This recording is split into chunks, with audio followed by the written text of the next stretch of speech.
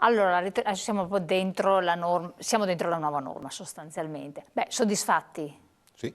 Soddisfatti, quindi secondo voi potrebbe, gli aspetti sono positivi, dopo vedremo a livello pratico, a livello attuativo. C'è da lavorare molto perché per esempio nel passaggio fra il movimento terra e le demolizioni in mezzo c'è tutto un percorso che si deve fare anche da un punto di vista normativo, per cui l'azienda che decide che prima faceva movimento terra, adesso fa demolizioni, deve diventare anche al proprio interno capace nell'andare a espletare tutte quelle che sono le pratiche burocratiche prima, ecco, volevo dire, ma poi anche dove andare a collocare il prodotto della demolizione, che ha una destinazione d'uso molto diversa all'interno, perché c'è qualcosa che può essere riutilizzato, qualcosa che va trattato, faccio riferimento per esempio a qualcosa che tutti capiscono, l'Eternit deve essere trattato in una certa maniera, ma nella demolizione c'è anche tanto materiale che può essere riutilizzato e avere una nuova vita, per cui ci sono tutti i nuovi concetti dello sviluppo sostenibile, compreso quello che è il riciclo di materiali. Che non è cosa di poco conto. Dottore, ritornando un po' alla ricerca, l'atteggiamento nei confronti dell'ambiente, vediamo anche l'ultima slide,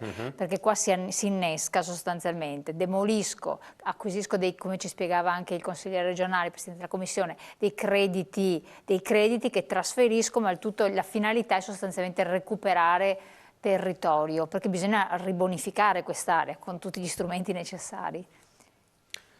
Beh, questo è un punto importante da osservare, cioè è un po' la differenza tra il ruolo di politici, di rappresentanti, di amministratori e di cittadini, nel senso che quando 10 anni fa, o meglio se vogliamo 30 anni fa, l'Unione Europea si è posta gli obiettivi della catalizzazione, insomma, per la riduzione delle emissioni delle automobili, è chiaro che non l'ha fatto immaginando poi come dire, la sensibilità ambientale e gli sviluppi che ci sarebbero avuti successivamente. Cioè alcune scelte diventano una decisione che poi va costruita e va alimentata nel tempo, no? Questo è per dire che cosa? Per dire che c'è sempre un equilibrio tra quelli che sono gli obiettivi di sostenibilità e poi la ricaduta di queste sulle persone, no?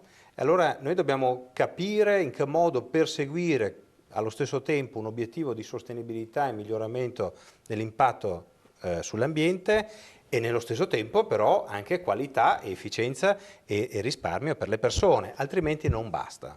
Cioè, altrimenti non basta. E lo vediamo anche in questa slide qui, cioè noi vediamo che il passaggio dalla dichiarazione generale di dire è importante che le aziende si impegnino per produrre in modo sostenibile, l'80% dice certamente sì.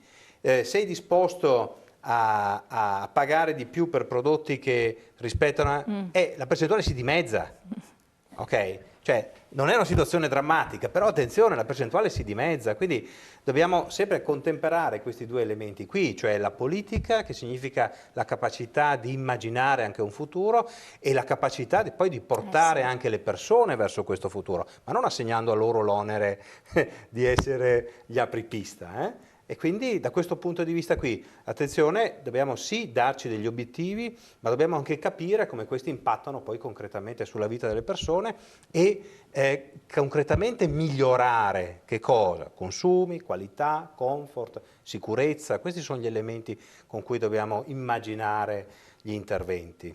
E da questo punto di vista qui, come dire, è un po' come per la previdenza integrativa, no? Nel senso, c'è stato un momento in cui nessuno si poneva il problema.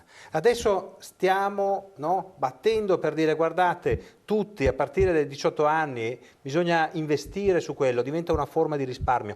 Bene.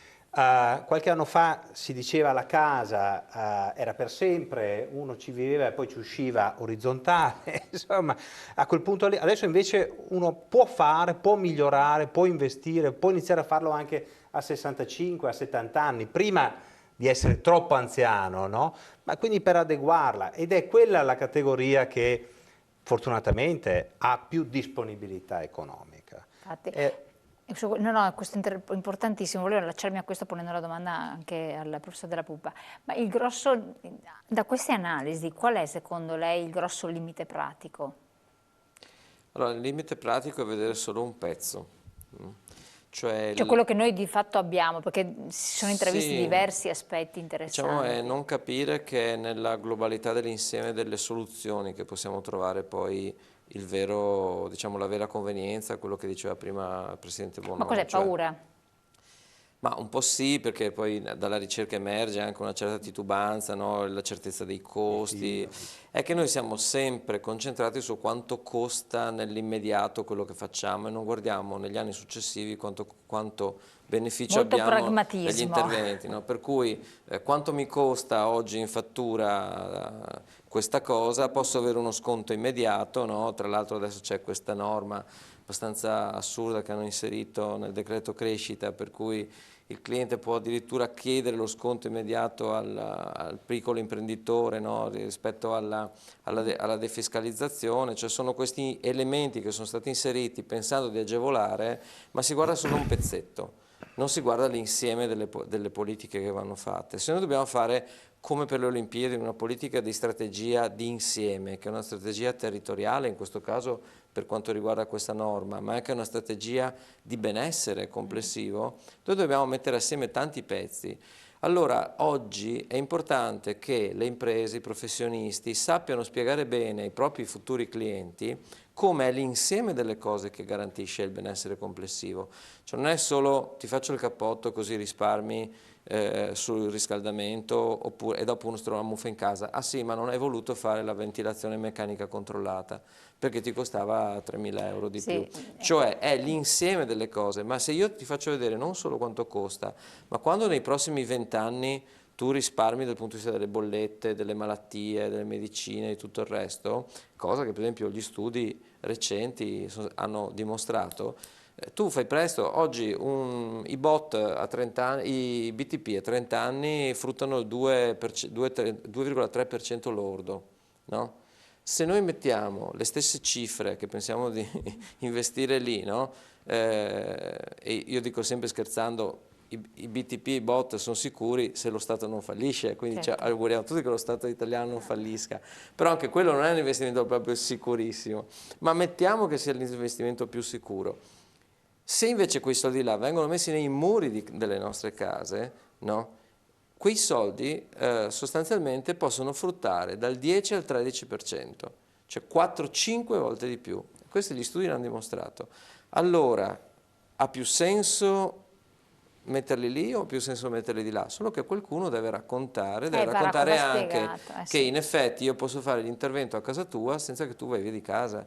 Perché uno Altra dice, col disagio, quindi ma sì, cioè noi oggi abbiamo poi delle modalità, delle tecnologie che neanche si pensa, cioè oggi abbiamo la possibilità tra l'altro di costruire off-site si chiama, no? Cioè costruisco le cose che poi ti applico nella tua casa, tu non devi neanche uscire di casa e ti faccio la casa nuova, no?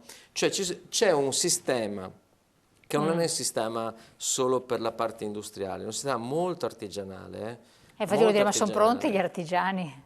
Su questo lascio rispondere, ma io la mia opinione ce l'ho ed è col sorriso. No, c'è tanta formazione da fare, però all'inizio del mio intervento ho detto che l'edilizia ha una grande difficoltà ad agganciare quello che è stato uno sviluppo economico che si è avuto dal 2014 Si deve ai giorni svecchiare nostri. brutalmente. E la necessità che aguzza l'ingegno, no? Per cui c'è del percorso da fare di formazione, noi siamo pronti a farlo, le aziende stanno rispondendo bene. Abbiamo, proprio per promuovere tutto questo, una serie di eventi, per esempio a Vicenza, Confartigianato Vicenza, era già la seconda edizione di Edifica, la prima edizione aveva come titolo La casa su Marte. È evidente che da andare a costruire la casa su Marte alla situazione attuale, in mezzo c'è un ponte e quel ponte lo dobbiamo costruire noi come associazione di categoria e fare in maniera che la formazione, ancora una volta, la chiave di volta per superare i periodi di crisi, i periodi di trasformazione, è la formazione in maniera che ci siano degli imprenditori e le maestranze di queste imprese che siano preparate per evolversi e per poter captare e cogliere tutte le situazioni positive e tutto ciò che nasce dalle opportunità che ci sono sia da un punto di vista delle leggi, ne abbiamo visto, ne abbiamo parlato finora, sia dal punto di vista dello sviluppo tecnologico, dello sviluppo scientifico rispetto al tema della casa che è estremamente importante e corposo. Perché sorrideva, professore della Pupa? Ah, perché la mia opinione è che in realtà la lunga crisi ha diciamo, fatto una cosa positiva, lo dico da osservatore ovviamente, no? Cioè ha anche pulito un po' il mercato, da tutta una serie di imprese che stavano nel mercato perché un mercato che cresceva molto, erano premiati tutti. Sì, sì. Oggi il mercato non Hanno premia più fatto nessuno. disastri, ma infatti. Oggi il mercato premia chi sa mettersi in gioco e lavorare bene da questo punto di vista. Noi analizziamo tra l'altro i bilanci delle imprese eccetera e vediamo le imprese che crescono, quelle che calano eccetera, il perché. E da questo punto di vista gli spazi ci sono. A maggior ragione se le regole del gioco sono state scritte in modo condiviso e sono molto positive, io penso che siamo proprio all'inizio di una nuova stagione finalmente e su questo direi che se ci fosse da scommettere io sicuramente un chip lo metterei. Presidente Cavazzana. Ma io penso che sia un'ottima opportunità. Abbiamo dei meccanismi, tra l'altro, che per quanto riguarda i comuni ci mettono in prima linea perché Cioè, potrebbero portare veramente i comuni a Sì, nuova sì. vita. Il cioè, vecchio tutta piano certa casa realtà, aveva un'impostazione un po', diciamo così, aggressiva. La regione aveva messo delle regole e il privato entrava nei comuni e per certi versi li violentava.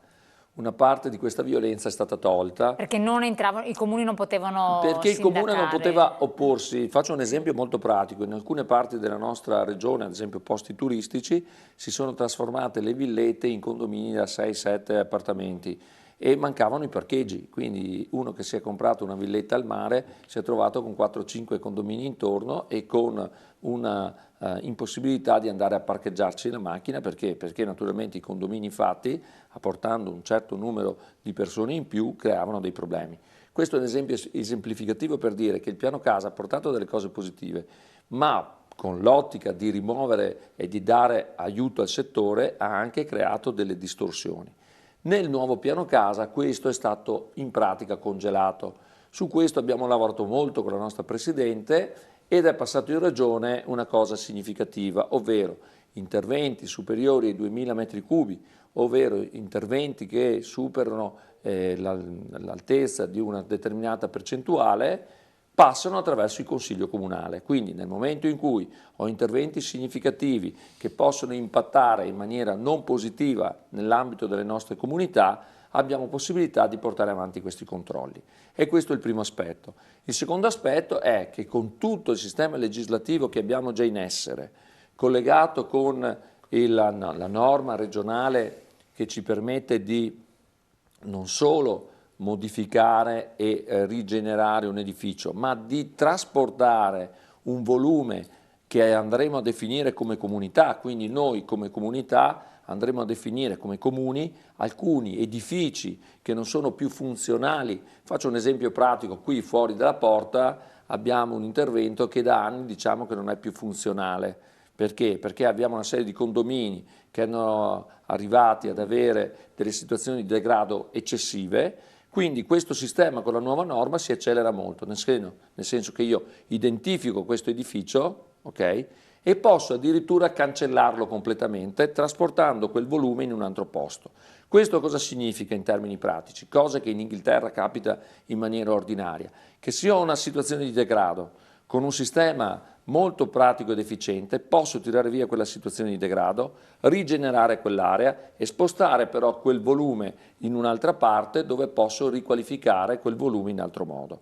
Questo vuol dire rigenerare parti della città dal punto di vista sociale, che è una cosa molto importante, perché non dobbiamo cogliere solamente l'aspetto del volume o della qualità architettonica o della qualità interna degli edifici, ma dobbiamo soprattutto ritornare a condividere gli aspetti sociali. Quello che questa norma non fa, e che nel tavolo di lavoro noi continuiamo a rilanciare, è andare a creare e portare una nuova innovazione per quanto riguarda l'aspetto sociale, ovvero noi continuiamo ad avere una normativa nazionale e regionale dove il sociale è messo in una parte specifica della città, invece noi dovremmo prendere il sociale e spalmarlo all'interno della città, così c'è la possibilità da parte di chi ha qualche problema in più di integrarsi all'interno delle nostre realtà. Perfetto. Battuta di chiusura, visto che è stato toccato l'aspetto sociale, sociodemografico che è rilevante. Ma sì, sicuramente questo elemento che è stato evidenziato adesso, cioè non si capisce e sempre meno si capirà perché deve esserci, come dire, l'idea di sociale e poca qualità, cioè questo è un'equivalenza che Per i dobbiamo costi, togliere secondo di me, mezzo. per una questione di costi. Ma torniamo- non è poi così immediata la cosa, perché c'è un altro problema ancora. Noi abbiamo bisogno di città che siano un pochino più accoglienti, che siano più accoglienti anche per le nuove generazioni, che evidenziano e testimoniano un'attenzione per la città.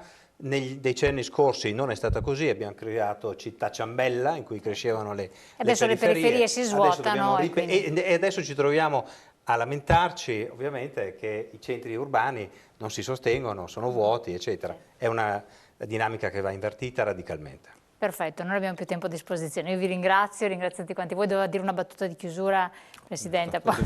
Allora, sostanzialmente cercando appunto di far passare questo messaggio come messaggio anche culturale per tutti quanti noi, da un lato anche alta formazione per gli addetti ai lavori, quindi può essere un'idea anche di slancio, di innovazione anche per giovani talenti, no? Che possono entrare nel settore dell'artigianato, nel settore delle costruzioni, e dall'altro forti di ricerche state condotte sul campo, possiamo dire che con questa normativa ci sono buone opportunità. Informatevi bene perché tra poco poi verrà completata definitivamente. Quanto manca? Luglio, abbiamo se non pochissimo sbaglio. tempo perché entro agosto dobbiamo mettere in moto tutto quello che riguarda i famosi crediti edilizi, questo spostamento di volumi, lo faremo, ci siamo vicini, stiamo lavorando rapidamente, quindi penso che prima dell'estate compiremo anche questa parte della norma e poi la norma partirà praticamente sul territorio senza nessun problema. Senza scadenze. Senza scadenze perché naturalmente è una norma strutturata e non Esatto. solo è strutturata, al suo interno ha anche delle modifiche significative sulla qualità degli alloggi per gli incrementi che vengono dati